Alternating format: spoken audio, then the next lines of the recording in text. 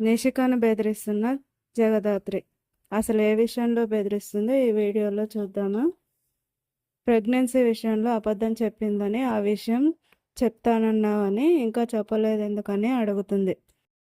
ఇప్పుడున్న పరిస్థితుల్లో ఎలా చెప్పగలను అని నిషిక తప్పించుకోవడానికి మాట్లాడుతూ ఉంటుంది.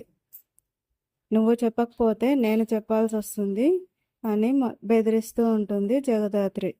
అది విన్న నిషిక షాక్ అవుతుంది. ఎక్కడ నిజం చెప్పేస్తుందో నేంటోనని. నువ్వు నిజం చెప్పకుండా అబద్ధం చెప్పడం మోసం. నీ అంతటా నువ్వు నిజం చెప్తే కౌశికి వదిన, సుధాకర్ మామయ్య నిన్ను క్షమిస్తారేమో, కానీ నా ద్వారా తెలిసిందంటే మాత్రం నేను ఎప్పటికీ క్షమించరు. నువ్వు మోసం చేసావనే భావిస్తారని. నువ్వు చెప్తావా, నన్ను చెప్పమంటావా అని బెదిరిస్తూ ఉంటుంది. ఈ విషయం తెలిసిన కేదార్ కూడా అదే మాట మాట్లాడతాడు, నిజం చెప్పేయమని. ఏం చేయాలో అర్థం కాని సందిగ్ధంలో ఉంటుంది నిషిక. అప్పుడప్పుడు నిషికని భలే ఇరకాటంలో పడేస్తుంది కదా జగదాత్రి.